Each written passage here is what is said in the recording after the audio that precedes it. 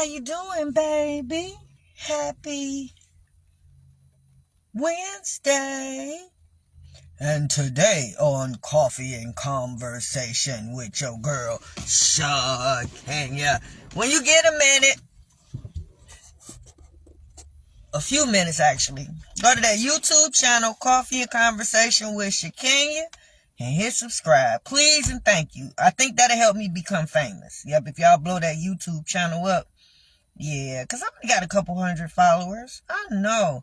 I got a few thousand on Facebook. I got a couple thousand on Instagram. A few thousand on TikTok, But damn, if everybody ain't supporting and sharing, yeah, I think I'm going to have to clean house and just go through and just only keep the people that support. You know what I mean? See how that goes, right?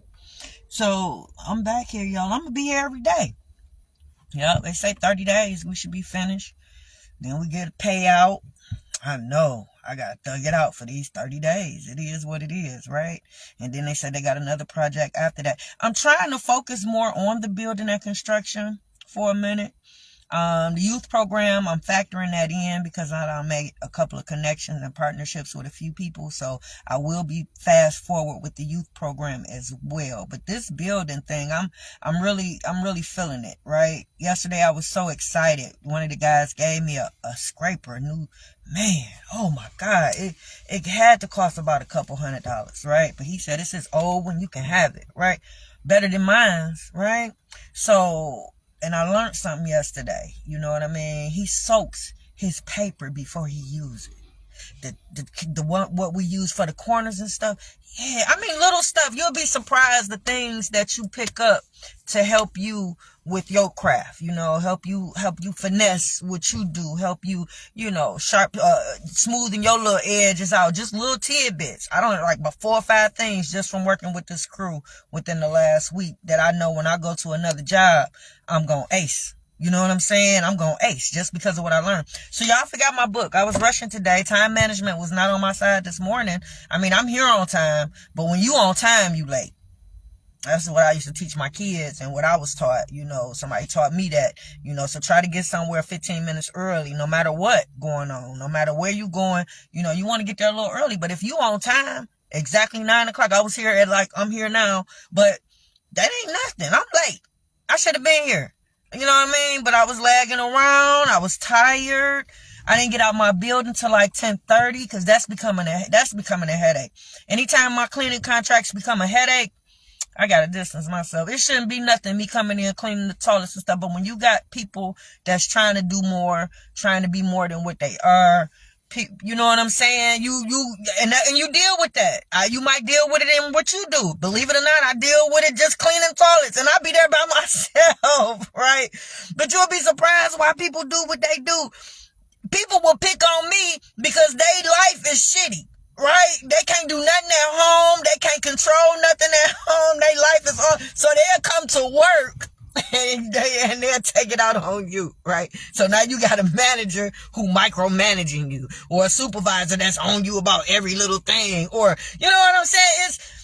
Because they don't have no control at home or with their life or other stuff. It's something else that's going on with them for them to be that way. But I'm gonna say that for another video. So I forgot my book. So just imagine I'm holding the book, Dysfunctional Family Knot, when you get a minute. Did I even do my opening? Good morning, precious. Yeah, it's that type of day.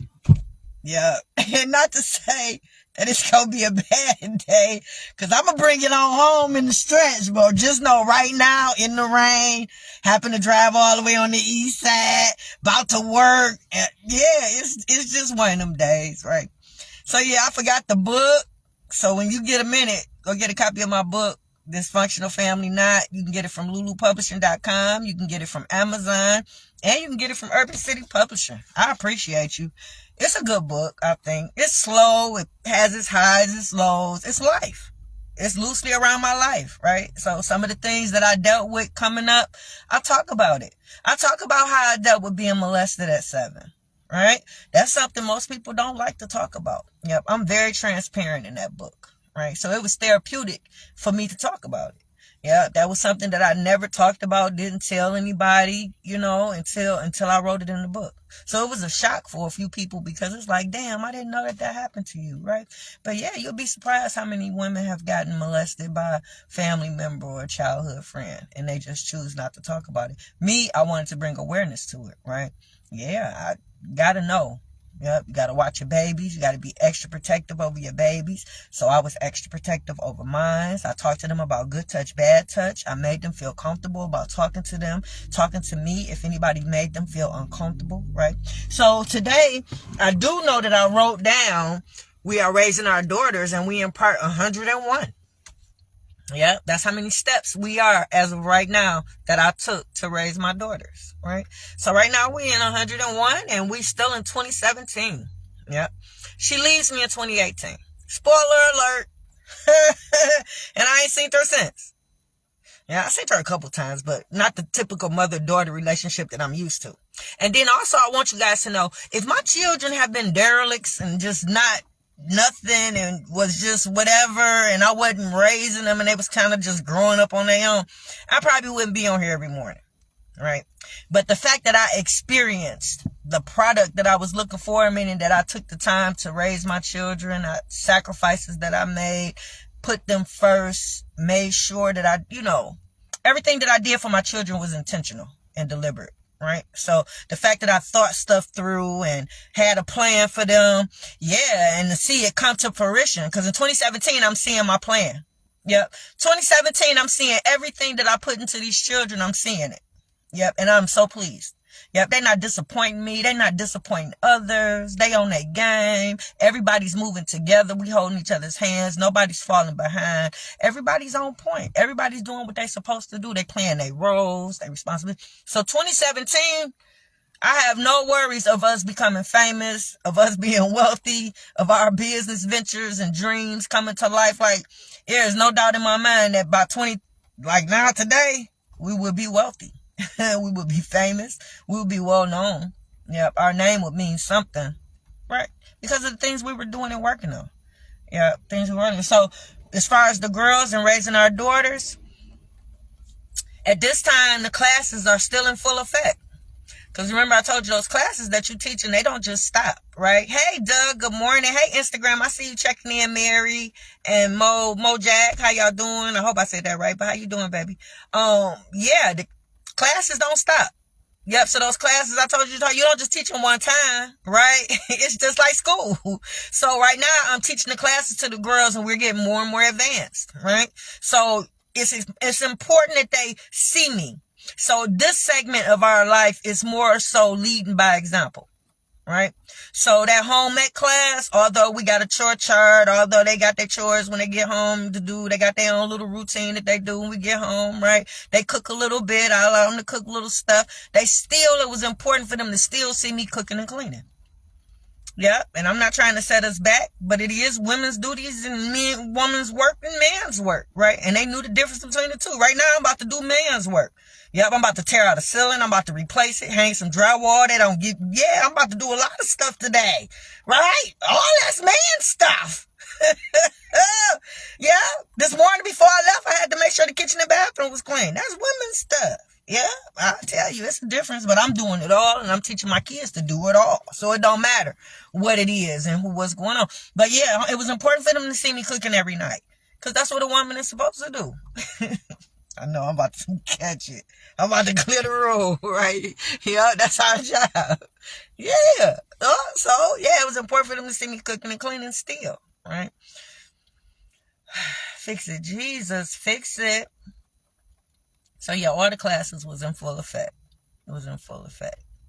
What other class did we have? Because I had all this stuff written down. I know, I'm mad about it. It's cool. We're gonna keep it moving. Religion. The religion class. So it was important that I took them to church.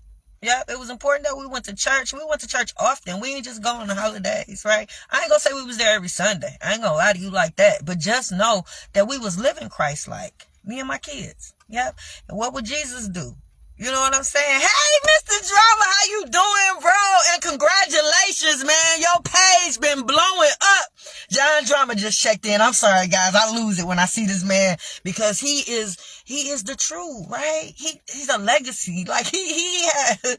Okay. All right, John, you got to come on the show, man. You got to come on the show so I can brag on you on the show. But thanks, man, for checking in. Yeah, he got a lot of things popping, man. All I seen, I've turned on one of his videos. He was in some type of theater with Bone Thugs and Harmony or some other people, man. He got his name on about 6 seats, John.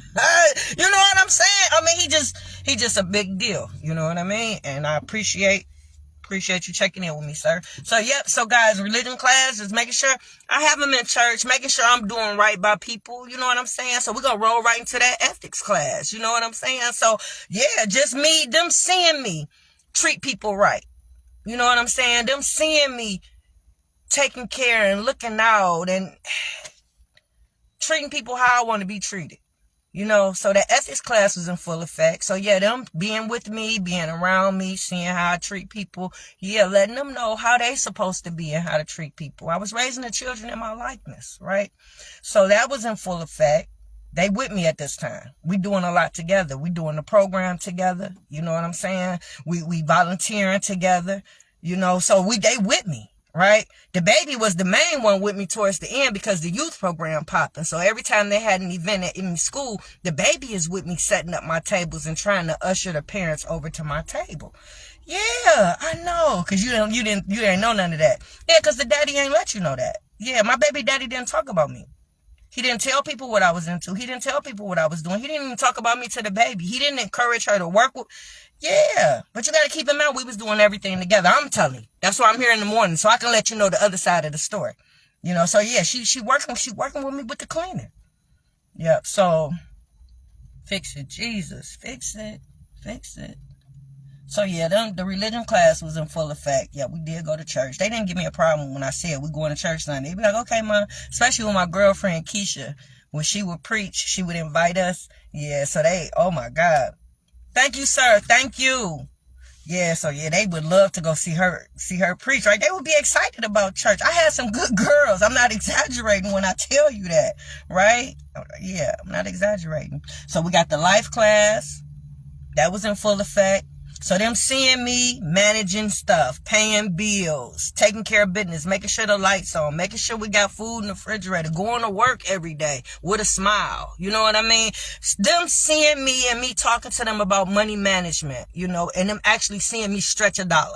You know what I mean? Me shopping at the Goodwill. Me buying, oh yeah. I had a lot of kids. Yeah, and they stayed fresh to death. How did they stay fresh to death? Because I shopped at the Goodwill secondhand store and I took care of their clothes, right? So, yeah, everybody, you wouldn't know if we were struggling or not. And that's not me being fake or false, but I was living within my means, right? They knew the importance of credit because I talked about it, right? They knew the importance of home ownership because I was a homeowner, right? So, yeah, life class was in full effect. Because by this time, we had lost the house. That was part of the learning. Yep, so now they know about losing houses, right? And then they learned I got a land contract on the next house, right? So I stayed in that house, fixed it up, moved us right on in, so we weren't homeless when I lost the house. But yeah, all this is life. Life is lifing, right? So yeah, it wasn't all a bed of roses or whatever you want. Yeah, we had our ups and downs, but we got through everything as a family. Yeah, when I lost that house, the boys stayed at the old house, fixing it up, packing up, making sure we had everything, taking everything out, doing what they were supposed to. And I was at the other house, fixing on it, building it, getting it up to code so that I could move us in. So, yeah, life was lifing, but it's how we handled and dealt with everything. We dealt with everything as a family. So it wasn't so bad. Yep, every transition we had, every issue that we had, everything that we dealt with, it wasn't bad because we dealt with it as a family, right? So life class was definitely in effect. Me putting them into the business, that was teaching them about entrepreneurship. So not only am I, there for them to emulate me and there to lead them and there to be an example, but they was in it. So them cleaning, me telling them about cleaning, me taking my son on paint jobs and teaching him how to come up with a price so he'll know his worth when he go in here and do these jobs. Everything was a learning experience with me, right? Everything was a teachable moment with me. Right. So the entrepreneurship part. So yeah, just all of that. And as well as 9 to 5. That's part of life. Making sure they had a good work ethic. You know what I mean? Knowing what it is to get up and go to work every day. So it's not hard for me to make this transition. Yeah. Once I put my ego aside and my pride aside, that instead of me having my own crew, which I would have had with that last situation, that the worker stabbed me in my back. Yeah, I'm on a crew, a part of a crew. And it's all good. Right? Because I got that mentality. I don't mind working a 9 to 5. I had a job ever since I was 15, but I also had that entrepreneurship. That's why I feel like it's important for you to teach your children both. They got to know the experience of getting up, going to work every day, punching the clock, knowing the protocols of professionalism and things of that nature. And I also have your own. If not both simultaneously at the same time or whatever. Know both though. I feel it's important. Yep, no both. So the life class is in full effect. The religion class is in full effect. The ethics class is in full effect. Teaching them to be honest, not lying. That comes with me not lying to them. Being honest with them. Being transparent with them. Yeah, we had a trusting relationship. Yeah, I know it was hard for that to be yeah. I know y'all like, but shit, she ain't been in your life. It couldn't have been all that. But it was, though. I wouldn't lie to you. I wouldn't lie to you. Yeah. So, yeah, not lying to them, not allowing them to lie, not allowing people to lie to them. Yeah. I created an honest type situation, honest environment for these kids, right? You got in trouble for lying. You know what I mean? So, yeah, ethics class was in full effect. What else did we have? So, we had ethics, religion, life, politics. I was talking to my children about politics. Yeah, believe it or not. The election coming up. We're talking about the election. We're talking about the candidates. Me taking them with me to the candidate's office when I was volunteering. That was very important. Them seeing what goes on. Me talking about running for office. And telling them the reason why I want to run for office, right? Me setting an example of making change when it comes to our people, our culture, life, everything. So wherever and whatever I can do to make change, it was important that the children knew that that was a part of my agenda, right? So politics, yeah, I was getting them ready to be my team. Yep, I was ready to run. Yep, I had a wholesome family. My legacy speaks for itself. The things that I had done in the community, the things that I was working on. Yeah, the radio show, promoting Black-owned businesses, the youth program, helping children with behavior issues, doing the jail tours, being on the news. Like, my life is just like that. You know what I mean? 2017. So, yeah, I'm ready to run now. And I made a name for myself. I got a book out so you can read about me so you will know exactly who you voting for because I talk about my present and my past, right? So, yeah, I'm ready. My kids are good. My daughters are perfect. My sons are good. I'm ready to run, right? So, yeah, including the children, that was very important. So, politics was being taught. What else did we have? We had the politics. We had the religion. Street smarts. And that's just basically me being on them about being out at night. Because now they old enough to where they with their friends. They going out. They going to parties. Yep. So just really, really being on them about not drinking a drink that's been left unattended. Don't leave your friends at the parties. You know what I mean? Y'all stick together. You come together. You lead together. Right? So it's just little stuff I'm teaching them now. Still about street smarts. Don't be out here pumping your gas at night. Don't be on your cell phone while you walking back and forth. Keep your head on a swivel. Be aware of your surroundings. Right? So just, anything you see that's not right, get back in your car or, go somewhere else. Like, it's just, I'm on them now because they out on their own now doing stuff, right? So street smarts was being taught. Furthering their education was being taught. So them seeing me go back to school, that was very important. And I was going back to school at my lowest time. Yep. So the divorce was in full effect. Me losing the house was in full effect. I got another child now. His daddy was living with me. So I got another person to take care of because they wasn't helping me financially with their father, right? Him and his sister, they wasn't helping me. So yeah, taking care of the dad. So it was a lot on me at that time, but we was working it out. Dad was there cooking. So that took the load off of me. Yeah, he was cooking. So I was taking care of him like he was my daddy. Yeah, that's my child's grandfather. So he's a part of the village in my eyes. So even though the daddy left him and that was his responsibility to take care of his father, yeah, I was raised that's an elder. That's, you know what I mean? So yeah, I took care of him for like 3 or 4 years before he got on his feet. When I moved to the new house that I was fixing on, I brought the daddy with us. Yeah, people thought that was my daddy because we looked alike. I know his daddy looked just like him. We looked alike. Yep, I know. And my daughter looked just like him. So it would look like he was my daddy. And now I know. So that class was in full effect. Fix it. Jesus, fix it. So what we got? We got politics. We got the life class. We got the religion class. We got the ethics class. we got the My Life class. So yeah, it was important that they knew about how I was raised, how I grew up, my life, my mother. Yep. Everything, the good, the bad, the ugly. Yep, I used to take them back to the old house, the old neighborhood, so they knew the people that I grew up with, where I grew up at, my school. Yeah, I was very transparent with the kids, so that was very important. So now that we're getting older, I can share more stories with them now that they're getting older and more mature. I can talk to them a little more in depth. My oldest daughter is old enough to read my book now. Right, the baby not old enough, but the daughter, my oldest, yeah, so I'm encouraging her to read it, right? And I'm prepared to answer any questions that she might have. Right. So yeah, I was very transparent with my children. They know how I was as a child. I feel like that's important. They know a lot about our family history. They know a lot about a lot that our family has done. Like the people in my life and in my family had their own businesses. So entrepreneurship, yeah, it's in our bloodline. Yep, it is. It is. So that was being taught.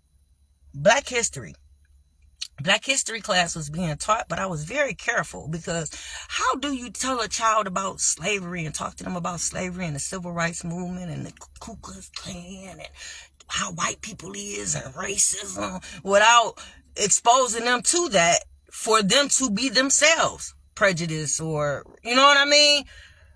So yeah, that Black history class, although I taught them about it and talked about it and our people, I made it to where they love everybody. Yeah, I know.